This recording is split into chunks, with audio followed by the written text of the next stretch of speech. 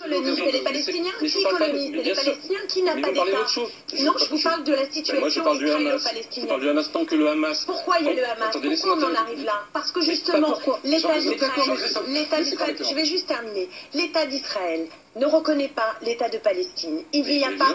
Personne, très peu de pays reconnaissent l'État de Palestine. C'est exactement l'inverse. Des tonnes de pays à travers le monde ont déjà fait ce geste-là, et je veux dire d'ailleurs que moi j'aurais voté. Simplement, le Front de gauche, ça fait 24 fois qu'ils interpellent le gouvernement depuis 2012 pour demander qu'il y ait un geste du Parlement pour la reconnaissance de l'État palestinien.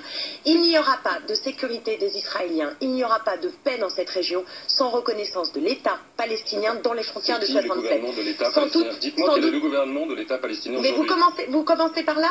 Bien sûr, vous commencez par là. Nous sommes en désaccord. Il y a aujourd'hui Israël qui colonise. C'est pas fluide, c'est pas... Un État, l'autodétermination des Palestiniens. L'autodétermination des Palestiniens. Il y a eu des élections à Gaza, c'est le Hamas qui a gagné les élections, donc c'est eux qui sont légitimes pour diriger. Essayons quand même, pour les téléspectateurs, qu'ils puissent entendre, d'autant que je vous assure qu'en France, ça intéresse beaucoup de monde, et la révolte, elle est profonde, et elle est profonde par rapport à ce que vous dites, parce que sur Israël, ce que vous ne dites pas, c'est que dans le même temps, ils sont en train, Netanyahou et le gouvernement actuel veut proposer un État d'Israël du peuple juif, théocratique, dans lequel 20% des gens qui sont des Palestiniens, qui habitent en Israël, n'auraient plus de droits. C'est ça votre État prôné, si formidable, et qui, lui, a tous les droits démocratiques?